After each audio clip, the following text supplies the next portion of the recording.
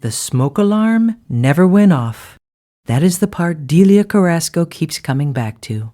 4 years later, at her kitchen table with her coffee gone cold, that is still the sentence that changes the temperature in the room. The smoke alarm never went off. Bo did. Delia had fostered dogs for 11 years before she and her husband Marcus brought Bo home as their own. 11 years of animals who arrived broken and left, she hoped, a little less so. She had fostered hounds and shepherds, and one very confused Irish wolfhound who ate 2 couch cushions in a single afternoon. She thought she had seen every category of dog that existed.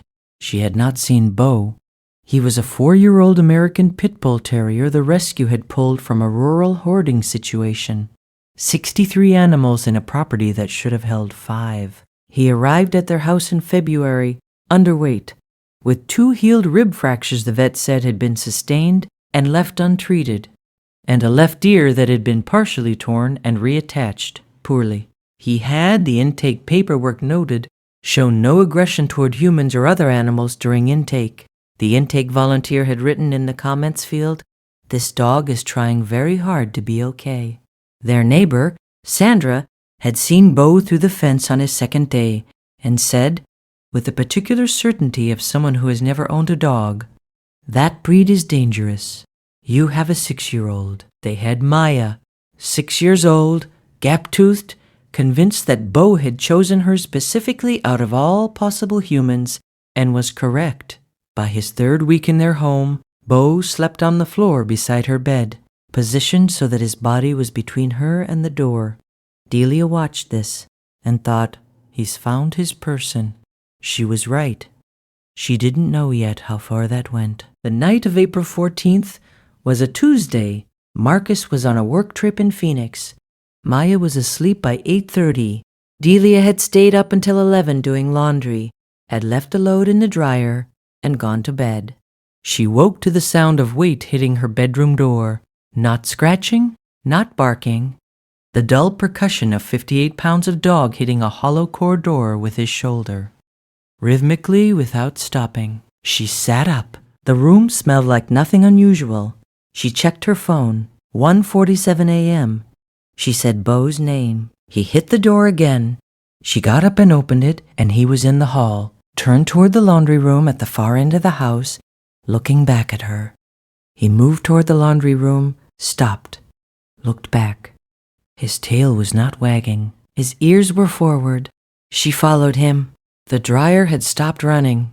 The laundry room smelled like hot metal and something else.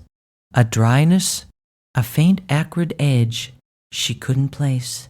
She turned on the light. The dryer vent hose at the back of the machine had partially separated from the wall connection. Lint had been accumulating in the gap for, the fire investigator would later say, probably several weeks. The heating element had been running hot. The lint was scorched but had not yet ignited. They were, the investigator estimated, somewhere between 20 minutes and an hour from a laundry room fire. The smoke alarm in the hallway outside the laundry room was intact, functional, and had not triggered. It wouldn't have, the investigator explained. Not until the actual combustion, by which point the fire would have had a 12 to 15-minute head start on their evacuation. Bo had been in the hallway outside the laundry room for, Delia estimated, the better part of an hour before she woke. She had not heard him until he made a decision about what to do next. If you stay for stories about what animals sense before we do, you're in the right place. Subscribe so you never miss the next one. She sat on the laundry room floor with him for a while after the vent hose was disconnected and the dryer was unplugged. She sat on the cold tile, and Bo sat beside her with his shoulder against her arm. He was breathing steadily. He did not look particularly proud of himself. He looked like a dog who had done a thing that needed doing and was ready to go back to sleep. She called Marcus in Phoenix. It was almost 3 in the morning. He answered on the second ring.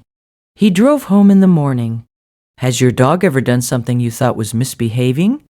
That turned out to be the opposite. Tell us in the comments. These stories deserve to be heard. Sandra, next door, heard about it 2 days later. She didn't say anything particularly memorable. But the following month, when her sister was looking to adopt, Sandra had mentioned that she knew someone who could make a recommendation about what kind of dog to get. She had apparently said, "I used to think I knew about dogs. I was wrong about that." Delia doesn't know if that counts as an apology. She's decided it does. Bo is 7 now. The vet at his last checkup noted, looking at the old x-rays, that whoever set those ribs hadn't set them particularly well, but that they had healed strong enough. He sleeps on the floor beside Maya's bed. He is positioned so his body is between her and the door. Every guardian deserves to be recognized, even the ones who had to work twice as hard just to be seen. If stories like this matter to you, subscribe so you never miss the next one. He has not stopped doing that one single night. Tomorrow's story involves an animal who noticed a change nobody else caught and bought a family the time they didn't know they were running out of.